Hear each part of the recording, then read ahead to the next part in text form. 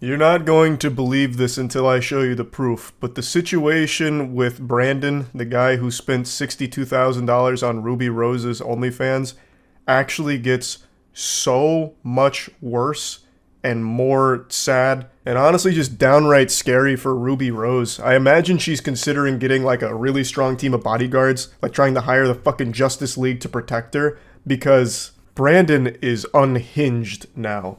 And in the last video I made about this, he had met her in person and Ruby Rose chalked it up to being like, oh, what a coincidence, I bumped into my #1 spender on OnlyFans. Meanwhile, I'm quite sure Brandon, cold calculated, tracked her down in order to just spontaneously run into her. So he's already showcased that he will find her in the real world if given the opportunity, I believe.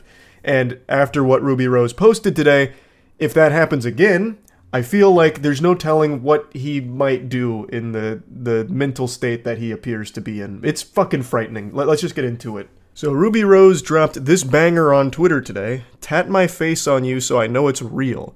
And it's a video of text messages between Brandon and her, and that's really not an accurate description because she does not engage in these text messages. It's just Brandon talking at her endlessly.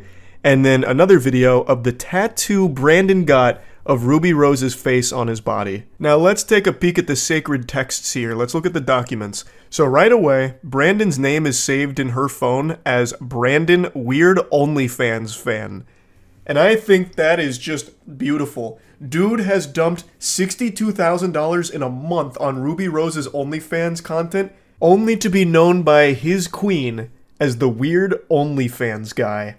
I think that is such a powerful lesson many people need to learn. And it's one that extends beyond OnlyFans. This extends to like streaming too.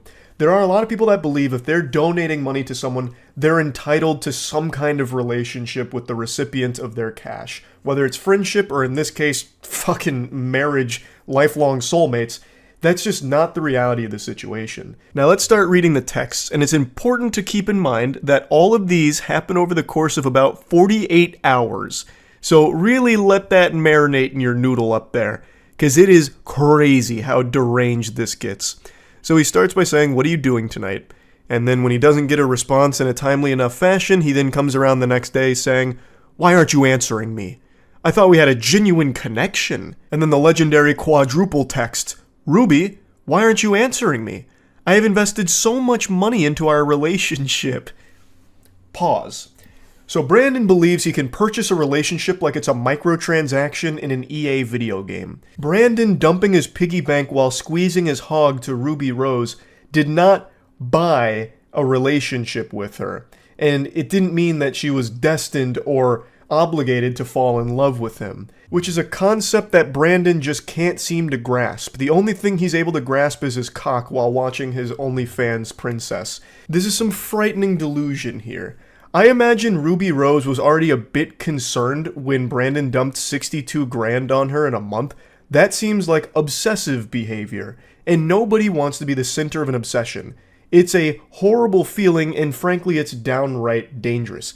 That's creepy shit, which is why she labeled him the Weird OnlyFans guy, I imagine. And now it seems she reluctantly gave him her number, and he is going crazy with it, further solidifying that he is an unhinged creep. He continues, "I am in love with you. Why won't you love me?"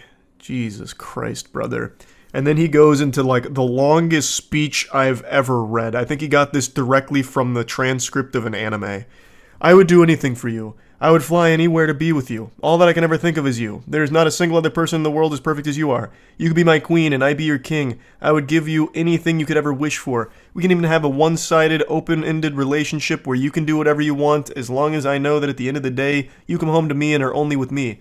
I promise. I will treat you I will treat you better than anyone, Ruby. I love you with all of my heart. I've never felt this way about anyone. I want to marry you. I want to have a family with you. I want to only be with you. I would quit everything and give up everything just for you.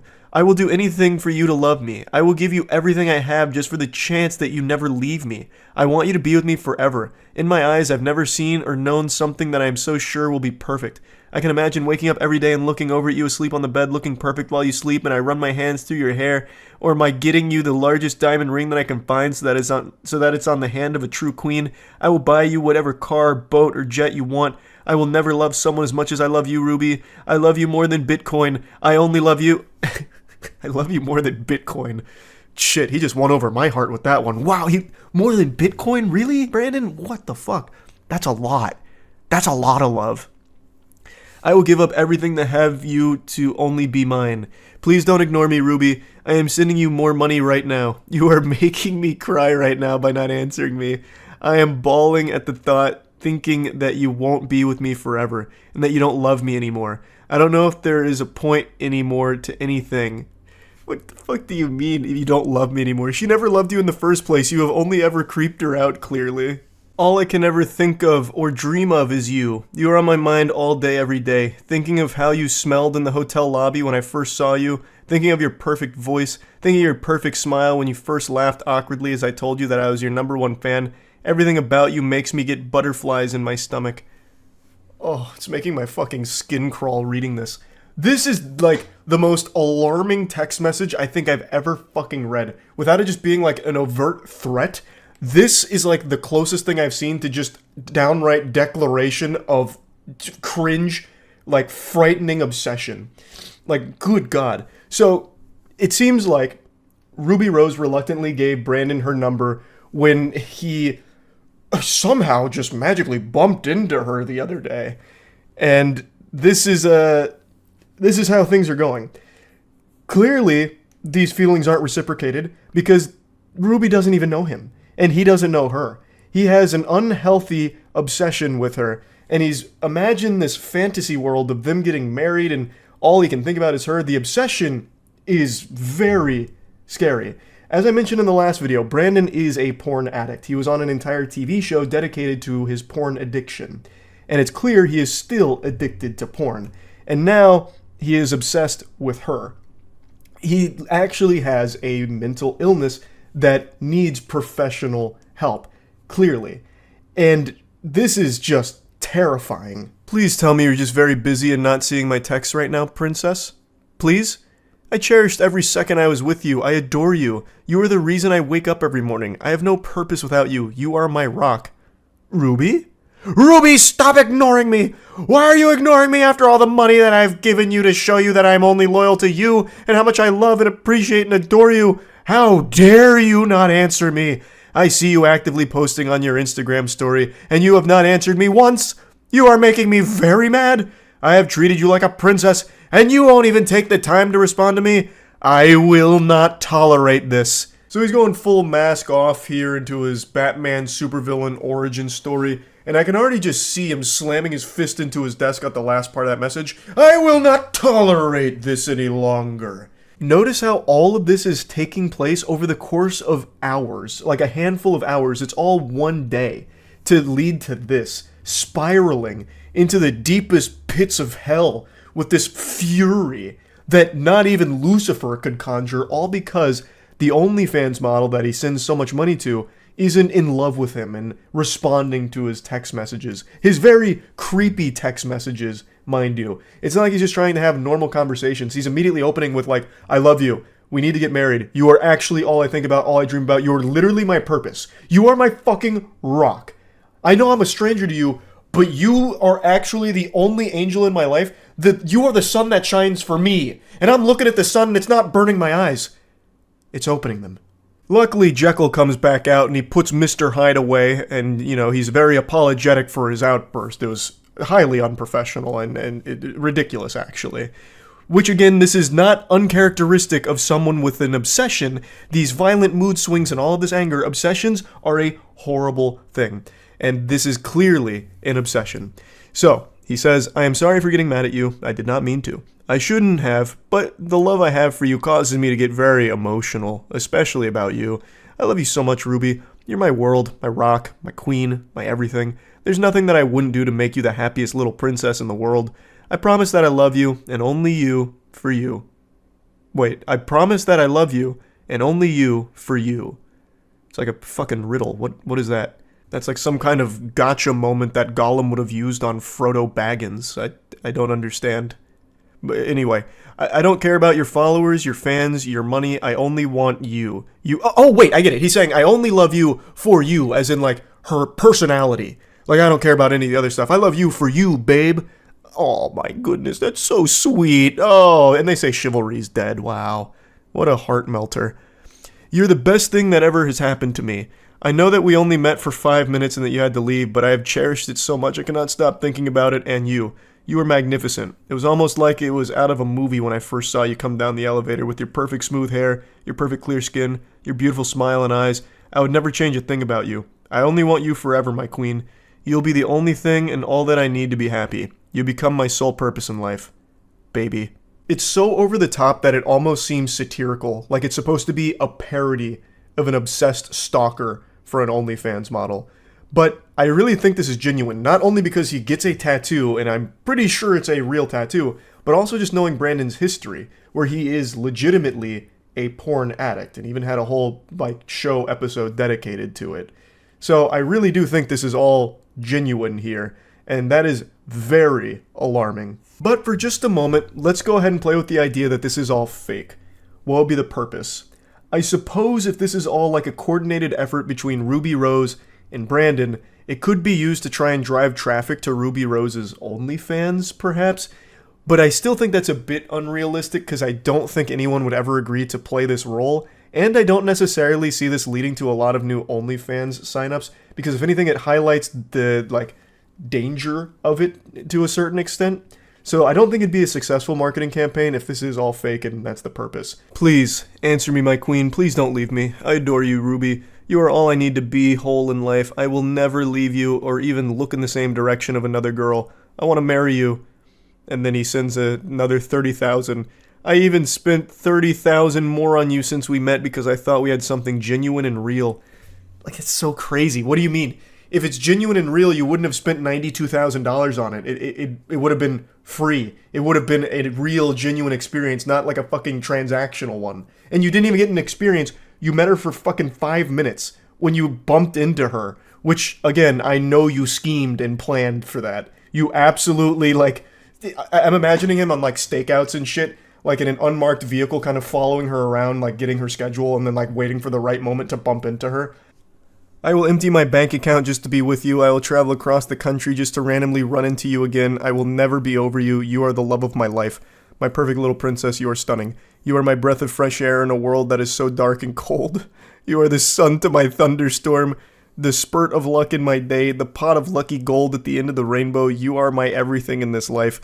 That has to be the worst written line in the history of humanity. That is the worst romance line that has ever been fucking put to paper. Well, put to text. That's worse than 50 Shades of Grey writing with the sodden panties and the I don't make love, I fuck hard. That, what he just said there, that whole sentence is nauseating. And I wish nothing more than to spend the rest of my life with you. I can spend all of my money and be homeless just to wake up every day knowing that you are happy. I can watch you have sexual actions with other men just to pleasure your sexual needs.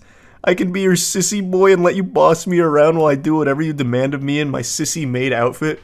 I will do anything at any cost just to make you happy and just to be in the same room that you're breathing in. I have an obsession with you since the day I first saw you on Instagram. Ever since that day, I have made it my life mission to one day have the chance to see you. I'm going to skip a couple of chapters here, 6 paragraphs worth of more, fucking vomit from his mouth, and go to this. I will send you 10 Bitcoin right now if you answer me. That's worth almost 400 grand. All you have to do is respond to me with one word, Ruby. Please, I need your attention. I need to make sure that my kitten is safe. He's actually trying to bribe her again. Look, 400 grand for you to say anything to me. And actually, doesn't even need to say anything. He goes down and says, all you have to do is just react to one of my messages. Please, I beg you, I cannot think of life without you. So all she has to do for 400 grand is just react to one of them. It could be like the laughing, crying emoji or something, like how cringe all of it is. And he would then give her 400 grand. Holy shit. That is so fucking pathetic. Now, I'm skipping around again here, but then he sends her pictures that he's in a tattoo parlor saying he has a surprise for her, and then sends pictures of the tattoo being done and then the finished work as well. That to me does seem like a real tattoo. I don't think that's one of the fake temporary ones, but it's kind of hard to confirm beyond a shadow of a doubt, like 100% it's real. Like in the pictures, like it seems like there's not a lot of redness there, which every tattoo I've ever had quite a bit of redness around there and like some blood still oozing out. In the pictures, I can't really see that, but it's also possible that it's just been wiped away. And in the videos showing the process, it does seem like he's actually getting a real tattoo. So I'm leaning more on the side of this all being true and not just like fake or some kind of scam or anything. And that's scary. Like this whole situation is fucking frightening to see the inner workings of an obsession. And his behavior isn't even unusual for obsessed people. Like this is why it's so dangerous. These fucking violent mood swings, this outrage, it's a terrible situation. It's a legitimate mental illness. It's really sad. It's actually sad, and he needs to get professional help for it.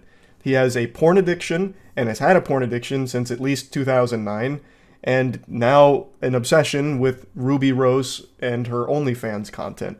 This is an individual who needs legitimate professional help, and Ruby Rose needs to actually make sure that she is as far away from this guy as possible.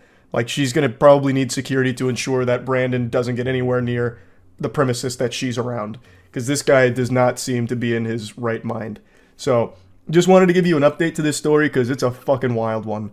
That's about it. See ya.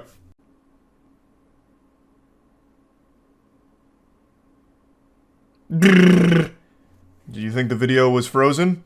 I bet you did, you gullible idiot. Your weakness offends me. Me blowing a raspberry right there may have even startled you, and if that's the case, you absolutely make me sick, you fool. Let this be an important lesson to you. Don't trust anything. Not even yourself.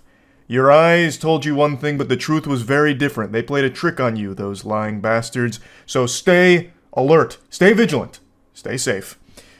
But anyway, the video might not be frozen, but I certainly was frozen in disbelief at the picture I looked at earlier today, and that disbelief soon turned to disgust as I cannonballed into a never-ending rabbit hole of degeneracy.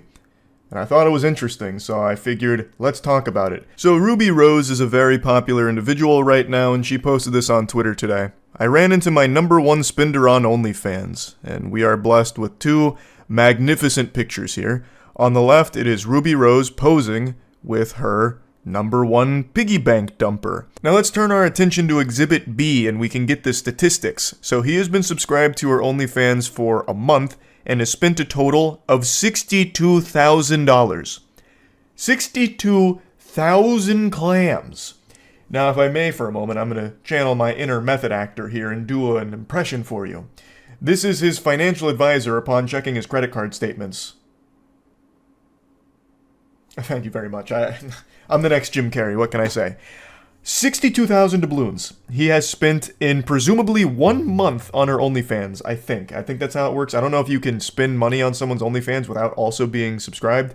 So I think he is speed running bankruptcy through OnlyFans purchases. Man's making George Santos look like a small fry. This is wildness. Now let's go back to just the tweet itself. I ran into my #1 spender on OnlyFans. Miss Rose, I have breaking news. You did not just run into this guy by pure accident. This was not happenstance, a coincidence, a twist of fate. This man absolutely went out of his way to find you and run into you. So while it may have been an accident on your part, perhaps, that you happened to run into him, this was a calculated maneuver from him, I have no doubt. I can already just see him in the bathroom mirror doing his hands like this, scheming. Okay, I know where she's gonna be. Game time. I'll introduce myself. And then, at the end of the day, dude spends 62 grand and doesn't even get a hug in the picture. There is no contact between the two of them in this photograph there. She is still wisely keeping her distance from this guy. Not even like a hover hand or anything at all. But I'm not his dad or anything. I'm not gonna go over and slap the wiener out of his hand. If he wants to spend $62,000 on OnlyFans, all power to him. But you have to wonder, what does he do to be able to afford $62,000 on a single person's OnlyFans? So I tried to find the scoop, and I didn't have to search very long or very hard because people also were very curious. and found a lot of information on him. So, allegedly, he is a crypto millionaire. He hit it big in the crypto boom, and that's where he got most of his money from, allegedly. I can't 100% confirm that, but... And then the most interesting discovery occurred up there with, like, finding the One Piece. They found out that this guy is most likely the same guy from MTV's True Life, I'm Addicted to Porn. And they found this image here. His shirt goes insano style, by the way. It says, Born for Porn, which I believe should just be a crime, like a charge, if you just wear that in general. But anyway, logically it made sense. Someone spending $62,000 on OnlyFans, a single OnlyFans model, is absolutely addicted to porn in some way. And it seems like, through this evidence, he may have been addicted to porn for quite a long time. So, I went to the archives. I went to watch the episode itself. Turns out it's on Hulu, Season 12, Episode 6 of True Life. His name is Brandon. He was 26 years old at the time of filming in 2009. So his meat has not known a night of peace in over a decade now. Since 2009, he has been non-stop playing the skin flute, a symphony to the tune of porn that never ends. The porn industry has got his scrotum in a death grip and it has not let go. Now, the True Life episode has Brandon talk about his addiction, and addiction in all of its forms is an extremely sad thing, and porn addiction is a legitimate illness. It's a real thing. And Brandon talks about how it's affected his real-life relationships, and also it's kind of led him to have this inability to focus on things that are important, like getting a job. There's like a little chunk of time dedicated to his job search, where he spends 30 minutes going through Craigslist looking for job listings, and then after 30 minutes, he just starts watching porn for 2 hours. And he says that he watches porn between 5 to 10 hours a day. 5 to 10 hours a day watching porn. That is an incomprehensibly outrageous amount of time to be dedicated to watching anything at all. It's so sad. And it doesn't seem like he's gotten any better considering how much he is spending on just one OnlyFans model. Now, I'm not big dumb idiot enough to believe everything MTV shows. A lot of it is probably fabricated, exaggerated, and all that. But it's worth mentioning at the end of the episode, things are looking up for Brandon. There's the big come to Jesus moment where he's like, you know what? Porn is a problem. It's gotta go. Time to scram. Get out of town. No more porn. Time to get my life together. And the episode ends with him getting a part-time job working at a bar. And I don't know if any of that was real or not, but it doesn't seem like a whole lot has changed when it comes to Brandon's relationship with pornography, considering how much money he is currently spending on one OnlyFans model.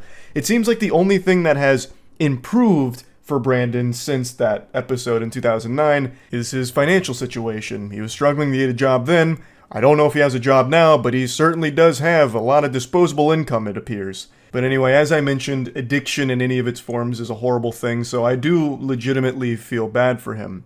And also, this isn't even where the rabbit hole ends on this guy. It also seems like he was friends with Juice WRLD.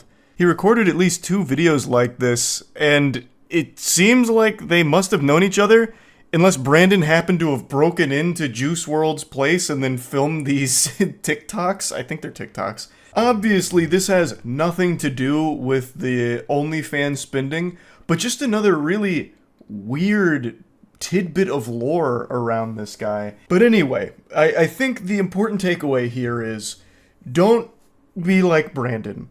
Yes, he may have potentially hit it big with crypto, but it seems like the only things he's spending that money on is OnlyFans and I would assume other porn avenues. Like, that seems to be where all of that goes towards. I really don't know how long he can do that for. He is very much a porn addict. Even the shirt he's wearing in the picture with Ruby Rose says, "If I die, delete browser history." Porn has become his entire personality. Like, it's like his whole being. And that's just not healthy at all. But you know what is healthy? Helping others. So this holiday season, we're doing what we did last year at Mana, where we're raising money for the Brain and Behavior Research Foundation. Last year we raised over $110,000. It was an incredible series of streams that we did, and this year we're looking to do it again, but adding a few new things, such as these sticker packs. So this one's obviously me, this one is Jimmy here, and this is of course GB. So myself, GB, and Jimmy are doing Mana Impact and raising money for the Brain and Behavior Research Foundation, which is an organization that aims to alleviate the suffering caused from mental illnesses through awarding grants that will help lead to breakthrough research. And it's just an overall great organization. So again, if you're looking to help support in any way, there's a link in the description below, and $10 or more gets you the cute stickers. So yeah, I just wanted to quickly mention that here at the end of the video. Anyway, that's about it. So yeah. I just learned about something extraordinary. A situation from 1997 that somehow I was unaware of. And I look back at my life of 5 hours ago in disgust that I could be so ignorant to not know about this. I watched a video covering this and then watched the raw footage of the situation, and I'm confident this is footage I will never forget. The Men in Black couldn't neuralize this information out of my brain. A YouTuber named Sir W made a video about a guy wielding a sword holding off 50 cops. And on stream the other night, chat told me about it, and it piqued my interest, but I didn't watch it until today. And since finishing that video, I've embarked on a personal quest to learn everything there is to know about the Seattle samurai, Tony Allison. Unfortunately, all the information has been lost to time, or perhaps it's a little more dubious than that, maybe a government cover-up to keep it under wraps because he was too powerful with the katana. I don't really know, but unfortunately, I don't have any results to showcase for my hours worth of trying to deep dive. But I still wanted to talk about this story and show you Sir W's video, as well as the raw footage of the police standoff with the Seattle samurai. With nothing but sunglasses and a samurai sword to his name, this man held off an army of police officers for 11 hours and just stood there. His name is Tony Allison, but on this day, he insisted that everybody, including the police, refer to him as Apollo, and it all started with him doing nothing. Yeah. April 3rd, 1997, a date that Seattle still bears the scars from. A date that is etched into the tablets of time, never to be forgotten. Except by pretty much everybody, it seems. Sir W, the YouTuber here, even mentions how surprised he was that no one else had covered this story, and I am equally as surprised now after having learned it. It is outrageous. So, it was just a normal, peaceful afternoon in Seattle, and then we witnessed the birth of the last true samurai, Tony Allison, who was walking around brandishing his trusty blade, and some of the civilians were a bit disturbed by it, weirded out. You know, why is he walking around with a sword? Eventually, an off-duty officer followed him around because he found it to be odd as well. Now, Apollo was suspicious of this guy following him, and rightfully so. I would be as well. So he took what the cop describes as a defensive stance with his sword at the ready, which is understandable in a defense situation like this one. But sadly, that was enough for the off-duty cop to call his buddies, and they would remain in that same location for the next 11 hours. As quite a few of the YouTube comments point out, this entire situation is the very definition of he's just standing there menacingly. At no point does Apollo ever use his blade, he doesn't swing it, he doesn't get aggressive or show any signs of trying to draw blood, he's not trying to carve flesh from bone or anything.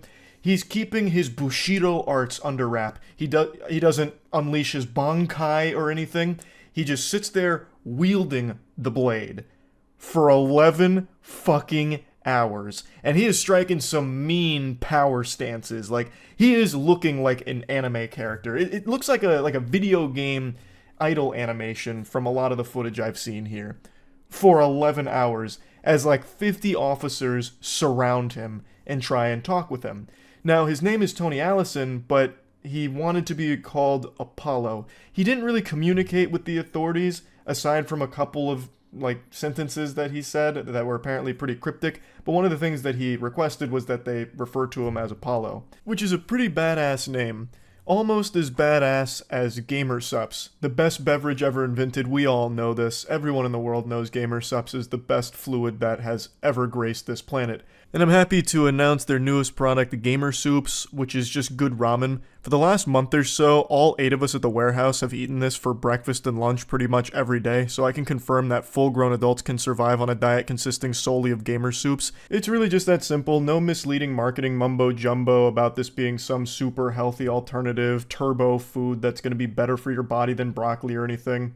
It's just good fucking ramen. So Gamer Soups is live right now. I'll put a link to everything in the description. You can follow their Twitter, follow their Instagram, or get yourself some Gamer Soup of your own. Big thanks to them for sponsoring. Seattle, Washington. An explosive standoff begins when a man brandishes a samurai sword on a downtown sidewalk. A friend of the man confirms authorities' worst fears. Yeah, he knows how to use the sword. Everyone's worst nightmare has just come true. Just like Roronoa Zoro, it turns out Tony Allison is aiming to be the best swordsman in the world, I guess. I don't know, they said that this guy is a friend of Tony's and that apparently he knows how to use the blade. I don't know if he's necessarily an expert or anything on the matter, or if Tony, like, does, you know, performances with the sword or something. I don't know how he would know. Like, I feel like if you're studying the blade, you're not exactly showcasing your abilities to others. You want to keep it a secret in case shit gets hairy, right? You don't want to reveal your techniques to potential opponents. So I feel like when he was interviewed and asked, does he know how to use the sword? He's like, yeah, fuck yeah. I'm sure he does, probably. And to be fair, I feel like if you have a sword, it's kind of intuitive. You swing it a lot, and maybe you thrust and stab it a bit. Everybody on! Police quickly cordon off the block. Everybody on the curb! Over there! A SWAT team arrives and surrounds the man. They begin talking to the suspect, trying to persuade him to drop his weapon. They got the whole force out here like they're trying to apprehend Cobra Commander. I'm assuming there was no other crime going on in Seattle because they got the entire department to come down here for a fucking field trip. Maybe crime stood still, like, for this entire day just watching the Seattle Samurais standoff. I don't really know. But it's a huge response. And they're trying to talk to him, but like I said, he wasn't in a very talkative mood, aside from letting them know that he wants to be called Apollo.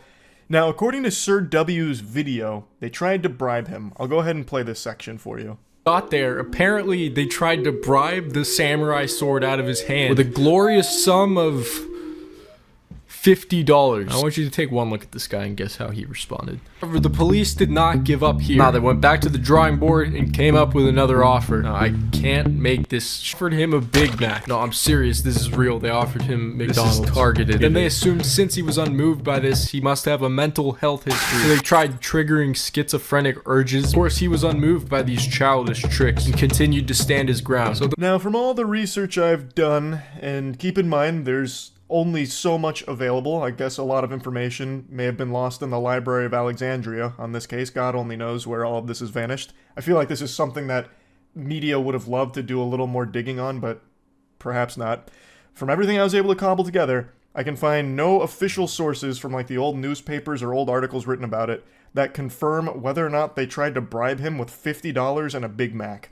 Sir W mentioned 2 of his main sources, and this information appears on this one, where it says that they offered him $50 for his sword, he ignored their bribe, they tempted him with a Big Mac, he held fast. But this site was making a joke out of the situation, like this post is clearly just playing around with it. It's not like 100% serious, though the situation is real. This isn't just like a factual, play-by-play of what was really going on, so I feel like there's potential that this was just slid in here as a joke. Just a little bit of baloney, some fucking dirty barnacles to spice it up and make it a little wackier and not real, because this appears nowhere else. Now, I'm not saying it's impossible, it's potential that they did try that. Just to me, it sounds a little far-fetched and unbelievable. I just can't imagine one of them going on the horn being like, "Hey, bud, drop the sword and we'll give you $50 and this Big Mac that Bill was going to give to his kids after the shift today." Like, it just doesn't seem like something they'd really try. But who knows? Again, this whole thing is already ridiculous, so it's possible. He also said that he was possessed by demons and wanted to kill them. He talked about Satan. He talked about his brothers in Russia and China, but he never really engaged the negotiator. Now I'm going to go ahead and jump ahead here. It turns out that Tony Allison suffered from schizophrenia and manic depression and had previously spent 10 years in a mental hospital and even had a previous criminal charge of second-degree assault with intent to rape. So he's not exactly in his right mind, as you might imagine based on what you're seeing here. But the suspect is unresponsive. Never once did this individual talk to us. On occasion, he would shout out some things about Apollo and Satan and things like that, but we never were able to establish any sort of a conversation with him at all. As Commissioner Gordon states there, they couldn't really communicate with him aside from, again, the mentions of Apollo, and he also talked about his brothers at some point, as well as, like, Satan.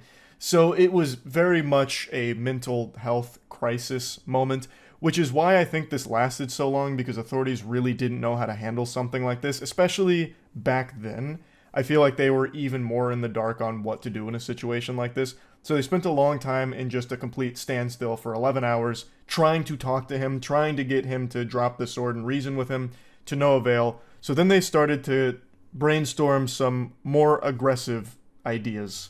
They load their guns with special bean bags that strike with the same impact as a heavyweight boxer's punch. They're designed to halt, but not harm suspects.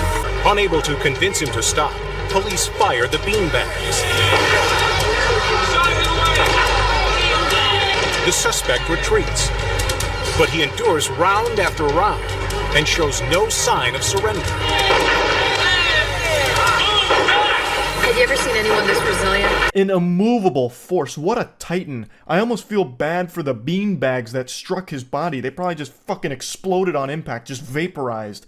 I tell you, the katana he's wielding is not the only thing made out of steel there. His body is also made out of steel, forged just as powerfully as that blade he uses.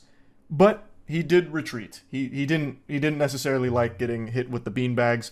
As night falls, the man still refuses to relinquish his razor-sharp sword. 8 hours have passed, and police must try to disarm him another way. But the man shakes off the tear gas with almost superhuman strength, never releasing his weapon. They tried to tear gas him, which he just shook off with ease. He looks mildly uncomfortable with the tear gas.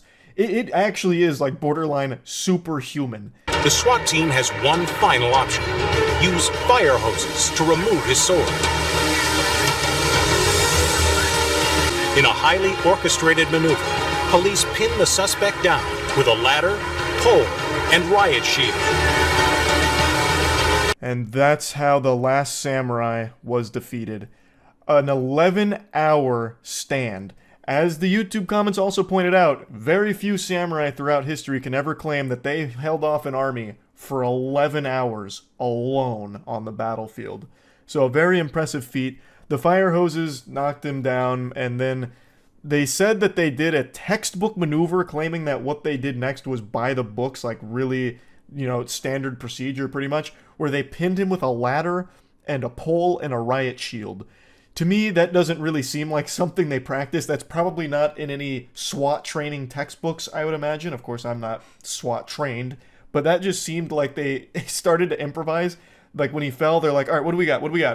Give me that ladder, grab that broomstick, and then your riot shield, just sit on top of him. All right, go. And then they did, and it happened to work. So after this, he was once again put in another hospital, from what I've read, and he hasn't been seen since. Except Sir W actually did a bit of super sleuthing of his own and may have found evidence that the Seattle Samurai is still out there. 2021, a dad was with his son at Bitter Lake Playfield, and while passing by a homeless encampment, spotted this distinct shiny object sticking out of the debris. Now, the location of this park happens to be about 50 miles away from Western State Hospital, or a mere 8.2 miles away from where this whole thing began. That's one of those stunning moments in a movie where the audience just goes, like a huge gasp. What a great find from Sir W there. Because that does look like the same blade that he was wielding, and it's pretty close to where this standoff happened. And it's also such a cinematic conclusion, it actually looks like the end to a Dark Souls game. After you beat the final boss and the final cutscene's playing, and then it's just like your plus 10 moon veil stuck into the ground there. Like, that's what that whole scene played out like.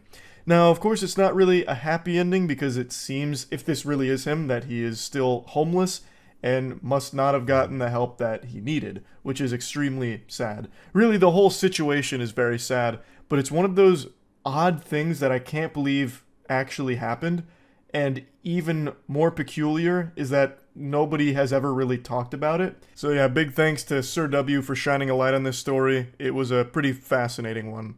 That's about it. So yeah. 11 months ago, I talked about a touching story between man and alligator. A bond that I think is probably one of a kind, where a man named Joe Hinney had an emotional support alligator named Wally. That combination sounds like something out of a Saturday morning cartoon, but it was real life. Wally was by all definitions not aggressive, docile, and pretty sweet. So much so that he even served as inspiration for one of the Loki variants in the Loki television series. No one, not even God, knows why Wally refused to bite anyone or show any signs of aggression. He lived on a diet of Cheetos and chicken legs, not too dissimilar from just your normal everyday gamer diet. Another spot in the wild. Joe agreed to take him in. Today, Wally lives on Cheetos and chicken legs in Joe's house near Hershey, Pennsylvania. He just chills hard as fuck. Joe would take him on walks, even took him around for people to pet him and meet him. And Wally never once lashed out or anything of the sort. He would take Wally to nursing homes. He'd have kids hang around Wally, like hugging him and playing with Wally, and no issue ever. It truly goes against the very nature of an alligator. He reportedly spawned in at Disney World, and I have no doubt that Wally probably came out of the pussy of Mickey Mouse himself, so was given this gift of pacifism and just magical jubilation, I guess. And Joe ended up with him, and they had a great bond. And I'm using the past tense because the update to this story is a really sad one. Wally got kidnapped. I'm not making that up either. Apparently, a prankster came and took Wally from his pen, dumped Wally into one of the neighbors' backyards, who obviously panicked because it's a fucking prehistoric killing machine out there. So they called a trapper to come get Wally, who obviously isn't going to be able to identify Wally. It's not like you could eyeball it and be like, oh, that's the celebrity, household alligator pet right there. It's not like Wally was traveling around with his bodyguards or had like makeup and wardrobe with him. He had no idea to distinguish Wally from a normal alligator, so the trapper did his job, got Wally, and relocated Wally to a swamp that had like 20 other alligators in it, and he hasn't been seen since. Hello, I'm Joe Hinney. I'm Wally's dad. We're still trying to find Wally. We've not had any luck finding him. We do know who relocated him, but he's not giving up any information, and legally he doesn't have to. Yeah, but why wouldn't he just tell you where he dumped the alligator? So I'm going to go into the more nitty-gritty here, get into the weeds of this situation, but I'm going to play a couple clips from stream where I went over more of the basics about how this kidnapping went down and the douchebag prankster motivation behind it, I suppose. But this update from Joe was really eyebrow raising for me, because why would the trapper not just share that? He's protecting it like it's the fucking Krabby Patty secret formula. Why not just say where you dumped the alligator? Like, you did your job already. You did a fine job, as Joe says in this video. He doesn't blame the trapper. How was he supposed to know? But why not just tell him where you dumped the alligator? Like, he shouldn't like, the way Joe's talking about it makes it sound like this guy is expecting to be tortured for the information, like it's a scene out of 24 with Jack Bauer putting the jumper cables on his nipples to figure out what swamp he dumped Wally off on. Like, it shouldn't be that big of a deal to the trapper. Just say, like, hey, sorry about the confusion here. This is where I dumped Wally. Like, I mean, they have the records. The trapper knows what alligator is being discussed here. Why not just say it? Like, it just, to me, it doesn't seem like it should be that big of an issue that he's going to be fighting tooth and nail to keep it a secret. That just is miserable for Joe, who clearly cares a lot about Wally. I covered a lot more of their relationship in my first video, but Wally is a pet that means a lot to Joe. And he really seems to want him back, obviously. So why not just give like that little bit of information to help? But anyway, here's more of the basics around what happened with the Wally abduction. The alligator you made a video on is lost in Georgia. I hate to say it, but Wally's absolutely dead. It's a shame. This is actually a super sad story. I made a video on this, I think it was like a year ago. The emotional support alligator, his name's Wally. And I didn't know this at the time, but he was actually in Loki. He was one of the Loki variants, the alligator one. And a week ago, Wally was taken from his home. And the owner believes it was part of a prank, but after investigating, they've deduced that the alligator was dumped into a pond nearby, which had like 20 other alligators. And Wally still hasn't been found, so it's very likely that he's been killed and eaten. Wally was a completely domesticated, docile alligator, which there's nothing else like that. Oh, I just typed in alligator. I expected that to come up. He is a federally licensed emotional support alligator. Actually, he is far so from a cute. typical alligator. We'll go have fun today, huh? Ooh, like, I got your tail. I don't. Wally just eats Cheetos and chills. It's so adorable.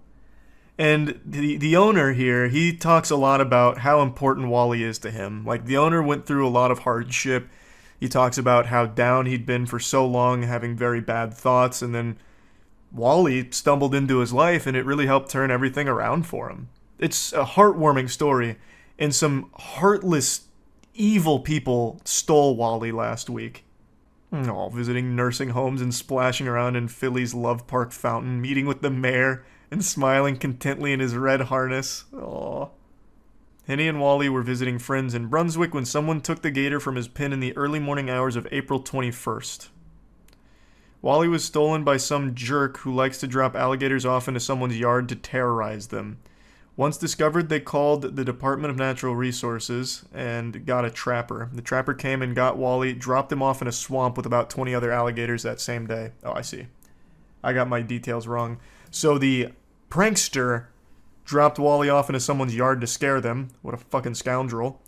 And then a trapper was called, and the trapper got the alligator, not knowing it was Wally, obviously, because you would never expect an alligator to just be like a pet, and put it in a swamp with 20 others. So it's what usually happens, like a domesticated animal getting put back into the wild, it doesn't survive. Just to further explain what happened here, so Joe was on a trip with his friends, and he returned to his friend's house where Wally was pinned up there. And when he got home, he checked on Wally, said the gate was secure. Wally tried to follow him inside, but then told Wally to stay outside.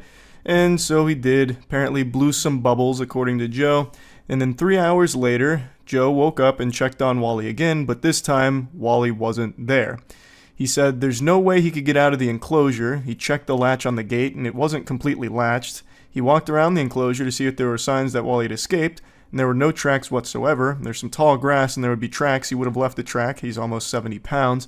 And since he didn't see any tracks, and he saw no signs that Wally had scaled the chain-link fence, he said Wally was too lazy for that. He eventually started to gather through reports in the area that what happened was a prankster had grabbed Wally and dumped him in someone's yard to scare them.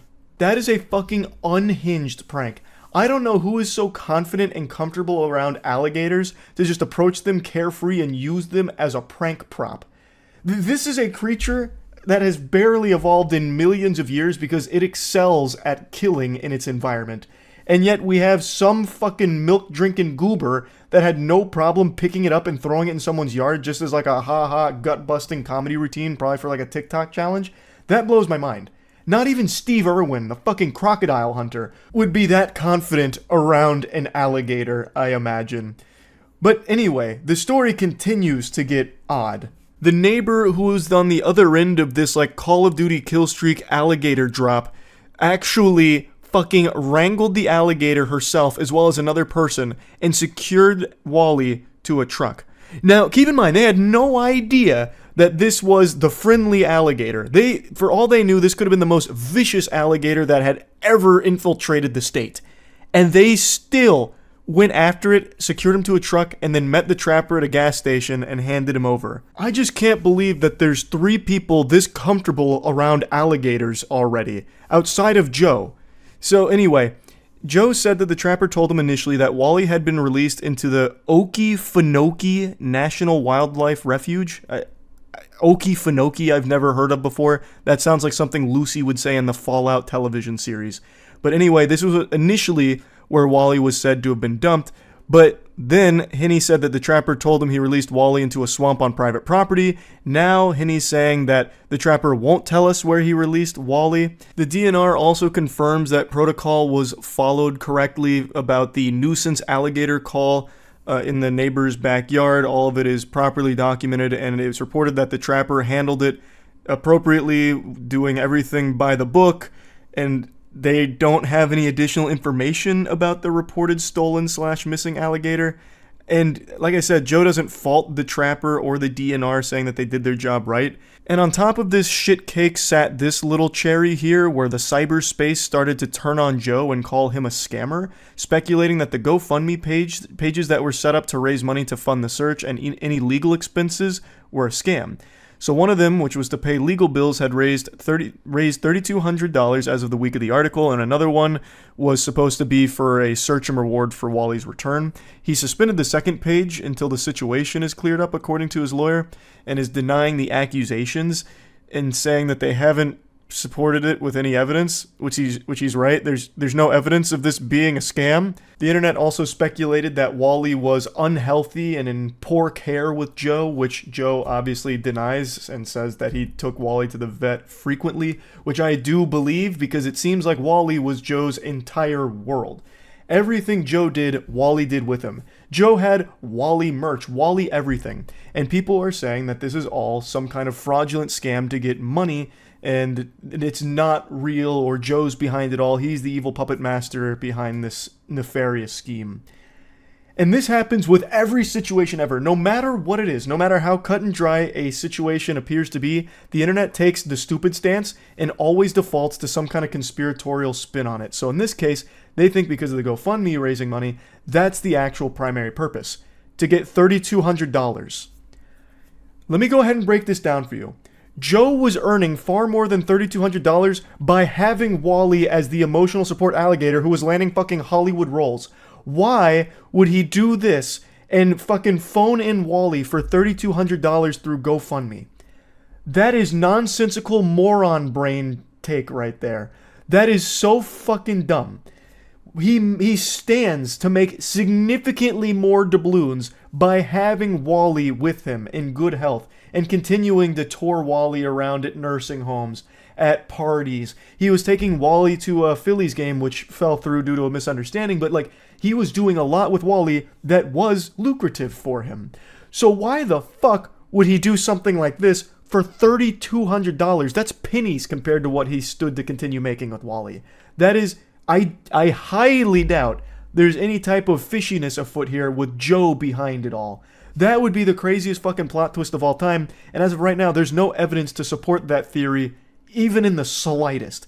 What it seems to be here is that legitimately just some stupid asshole came into that property, took Wally out of the pen, dumped him into the neighbor's yard, and eventually that trapper got a hold of Wally, following protocol, dumped Wally in a swamp, and since then Joe has been feverishly searching for Wally and trying to get him home, doing everything he can, posting updates. He hired a lawyer to help deal with this complete mess of a situation, obviously, and this whole thing does not appear to be any deeper than some douchebag took Wally, and now Joe is desperately trying to get his emotional support alligator back, who has been his best friend for a long time. And it's just extremely sad, it really is. But anyway, I just wanted to give an update to this story.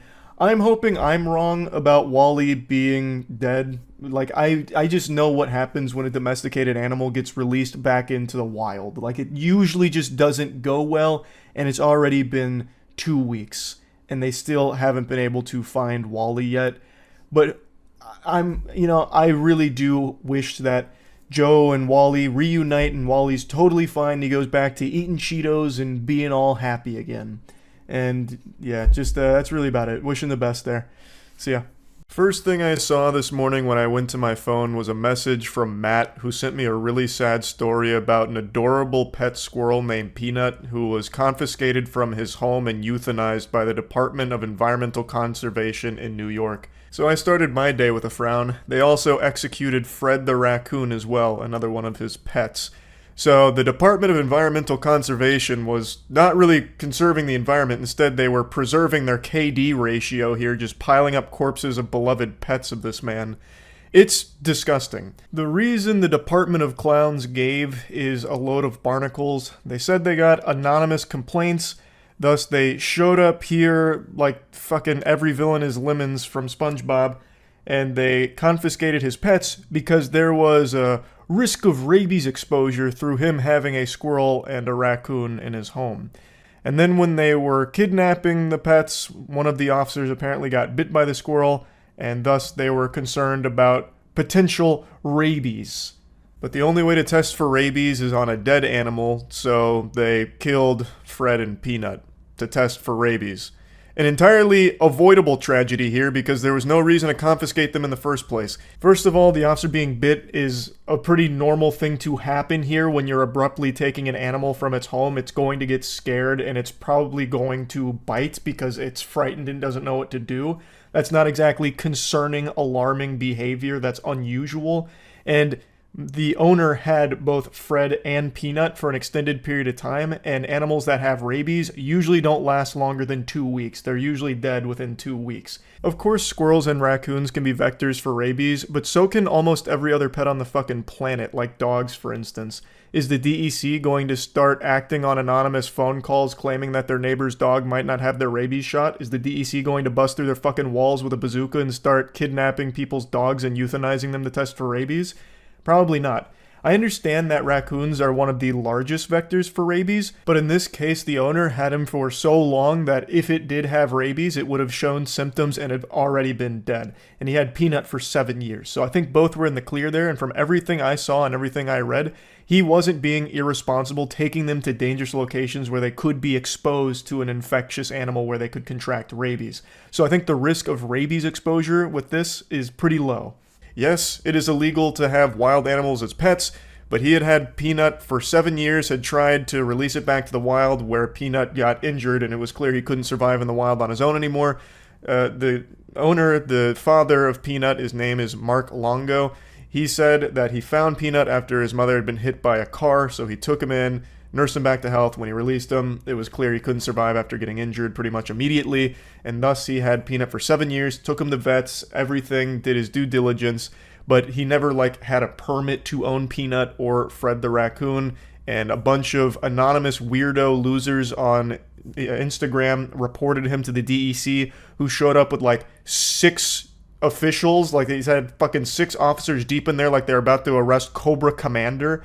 And they took Fred and Peanut and then killed them. On October 30th, DEC seized a raccoon and squirrel sharing a residence with humans, creating the potential for human exposure to rabies. Now, I recognize that might sound like a logical reason to people that may have just had a lobotomy, but as a hypochondriac, I have studied rabies extensively because I worry about every fucking disease and virus on the planet, and I can tell you that rabies isn't just some kind of random mutation that happens. They're not the fucking X-Men.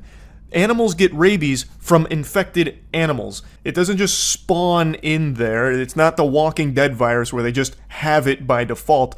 They'd have to be exposed to it through either a bite or a scratch from an infected animal, or in any way getting saliva from an infected animal inside of them. And in extraordinarily rare cases, there is something called aerosolized rabies, which has only been documented in very humid caves with a lot of bats where there's poor ventilation, so they have had non-bite exposure through that.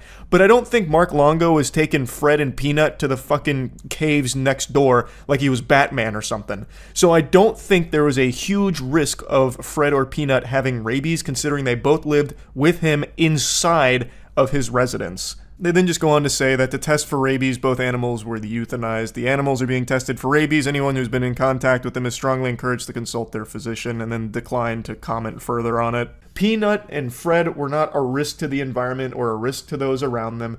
This was just a complete waste of department resources that could have been better spent doing literally anything else. Actually anything else. I don't get New York's priorities at all here. When it comes to shit that actually matters, they are so slow and unresponsive. Yet, when it comes to killing this dude's pets, they're like Goku with instant transmission. They're there and ready. It just doesn't make any fucking sense to me. But hats off to the DEC for quickly and promptly executing these pets, keeping the city safe, doing the important work, the dirty work that people are afraid to do, but it needs to get done. So, if you like animals, sleep in fear, because the DEC might come over and just slit their fucking throats at some point, just for fun. I think this is just ridiculous. As you can tell, I'm pretty upset by it. There's really no justification I can see for this. This did nothing to help anyone, it just killed this guy's pets. The people that anonymously complained about it from the internet are some of the most joyless, vile cretins. Like, that is so pathetic. And from what I can tell, all this guy ever did was post cute videos with his squirrel Peanut. And he even has a non-profit for rescues where he has like 300 something animals there. It's called the Peanut Freedom Farm. Like, all this guy was doing was just minding his own business and posting adorable videos with his pet. And yet still, the loveless, brainless weirdos found a way to hate him for it, report him to the authorities to try and get his squirrel taken away, so that way he'd be as miserable as they are. I am still just blown away, jaw on the floor, with how quickly the New York DEC responded to this, to come over here and take this man's pets and then kill them. Because I know for sure that if you, right now in New York, called them up and said, "Help, I have a huge problem. I have raccoons and squirrels out the wazoo in my house. It's a major infestation. I think they might even be carrying rabies. I saw foam at the mouth. Help, I'm panicking. Can you get someone out here to come take them away?" They wouldn't show up. You'd wait 6 or 8 months if they even bothered to swing around there. You'd already be dead and your corpse fucking rotting in that house before they'd come around and actually try and do something about it. Yet for this case, with a social media superstar squirrel Peanuts, I guess they made an exception to get out there to execute him as promptly as possible. Now, as with everything, I've seen some people defending this, putting the cock of the DEC as deep down their throat as they can possibly muster, mostly on Reddit. I've seen a lot of Redditors running some PR here for the New York DEC, and the big thing they keep harping on is, it's Mark Longo's fault, he's a narcissist, because he posted videos of his squirrel for clout. He didn't have the proper paperwork, so play stupid games, win stupid prizes. Redditors love that one. They love that expression. That one's always a guaranteed thanks for the gold kind stranger moment. That's a certified Reddit platinum classic. So a not small number of Redditors in the comment section of this story that was on the front page were saying it's entirely Mark's fault. He is responsible for the death of these animals, and this was a justified action, barging into his home, taking them, and then euthanizing them. I think that is so fucking stupid. I think it's okay to say, like, why didn't he go through the process of getting whatever paperwork he needed? From what I can tell, he tried. In fact, he was in the process of getting Peanuts as a registered educational animal when this happened. And from also what I can tell, he was also planning on trying to release Fred after it was fully back to health. So apparently Fred was dropped off at his place, and they nursed Fred back to a healthy state, and they were planning on releasing him into the wild once he was ready to be. But even still, he did have Peanut for 7 years and didn't have the paperwork.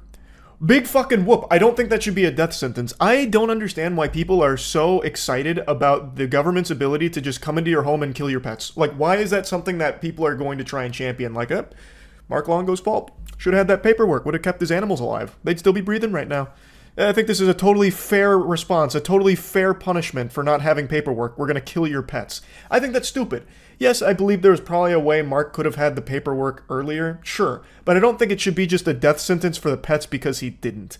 I think it's ridiculous. Unless there was extenuating circumstances where the animals were living in a terrible environment, they were in harm's way, they were abused or something like that, which has happened in the past. There have been stories where people have taken wild animals, domesticated them, and then they put them in like the worst possible conditions that they're living in, and eventually the authorities swoop in and take them. That has happened, and those I do think make sense. But here, in the case of Peanuts and Fred, I don't think there was any of that going on, at least not from what's been reported. I think if that was the case, the DEC would have absolutely tried to save their own ass, saying, when we went there, Peanuts was in a malnourished state, he was surrounded by filth, neglected, abused, or any of that. no information there. None of that was stated, so I don't think that's what happened here. This truly seems like a complete abuse of power. I don't think this was necessary at all. So yeah, anyway, I wanted to talk about this a little bit. That's it. See ya. I just woke up. That's why my hair makes me look like a crazy person. Or more like Radagast the Brown, kind of. But even though I may look like a lunatic, I assure you I am of sound mind and body, which is more than I can say for the guy we're about to take a look at today. The Disneyland Streaker.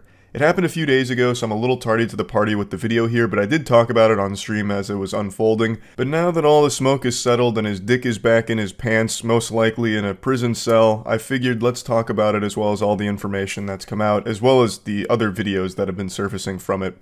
For those that don't know, a few days ago, there was a 26-year-old man who got completely nude and streaked around Disneyland, specifically the It's a Small World attraction.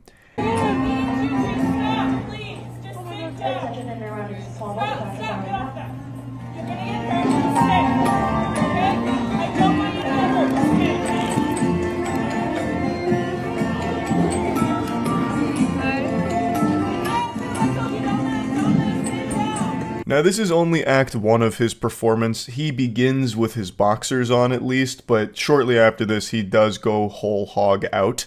Now this is the It's a Small World attraction. They are trying to inform riders, like, don't panic, we've got an unidentified object entering into the fray here. This isn't part of your regularly scheduled Disney program. And he is out of it. His soul has left the shell.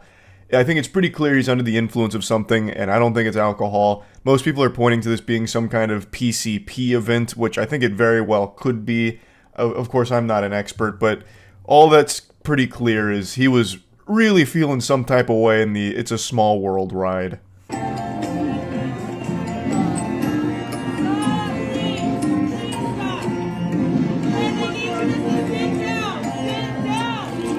Oh my god. Oh god, he's gonna break all the stuff. I don't think so.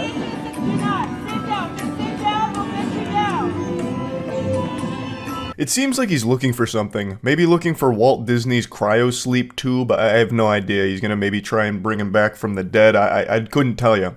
But he's on an adventure here. He's kind of rampaging through It's a Small World. He's pushing around the animatronics. So people are saying like, oh, he's gonna break everything, which, to his credit, he didn't. I half expected to watch this video and see him, like, ripping the fucking heads off of the things and going crazy with it, like, just start banging on it, like, beating the devil out of it. But he's just kind of wandering around on his own little journey through the cosmos in his mind. And then he starts crawling like Tommy Pickles. They should stop the music.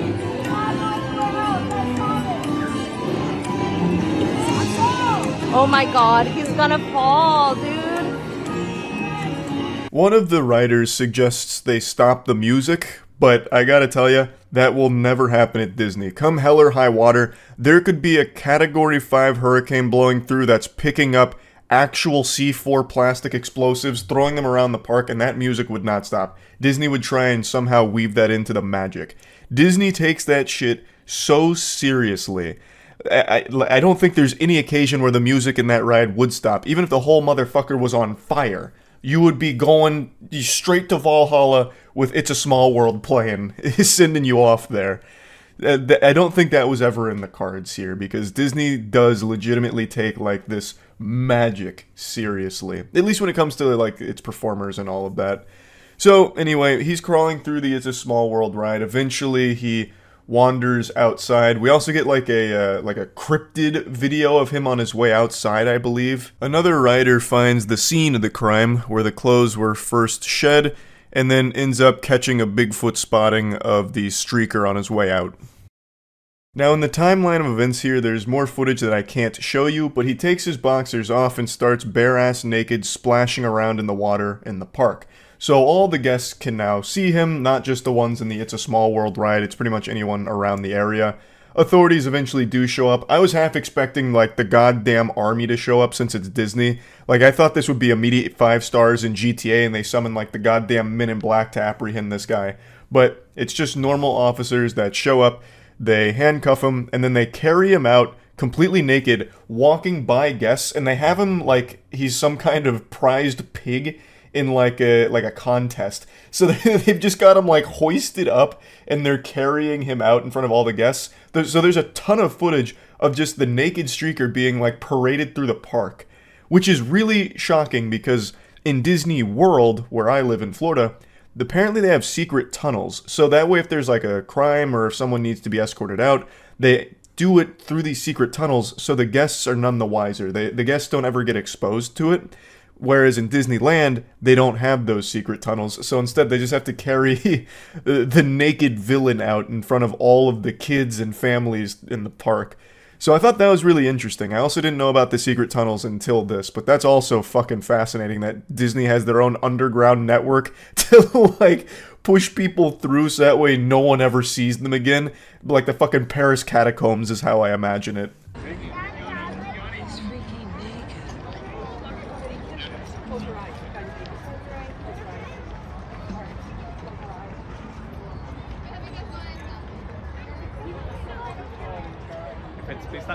Sorry.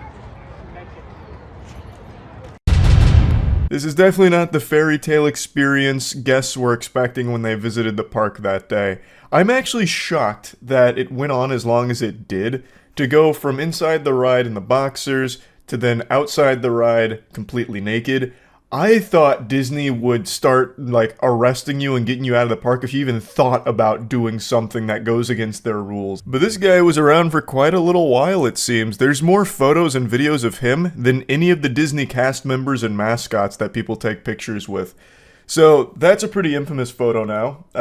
More information has come out about him. So he's a 26-year-old. It has been confirmed he was under the influence of a controlled substance, which I think everybody could figure that out just doing the old eyeball test. It does seem like he's on some shit. And he was booked for 2 misdemeanors.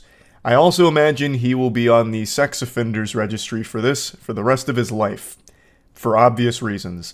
He went to a Disney theme park, which primarily has families that bring their kids, and he got naked and wandered around, splashed around. Clearly, he is going to end up on the sex offenders registry for that. They haven't disclosed which substance he was on, but I do think the working game theory that it was PCP is probably accurate. At least in... Whoa. Well, had quite a lot happen there. You're welcome for the beautiful mouth noises that were produced from that. A lot of phlegm in the back of my throat. But I do think PCP is probably correct. Not that I'm some kind of wizard that can identify exactly what he was on. I'm not exactly a connoisseur when it comes to PCP. But from all the videos that surface from time to time, it seems like the common thread is getting naked while on PCP. So, seems like that could probably be accurate here. Not that it really matters at the end of the day. It's a life-ruining moment for this individual, all because they decided to go to Disney and do some foul shit. So yeah, just wanted to go over this a little bit because it is a pretty crazy story. That's about it. So yeah.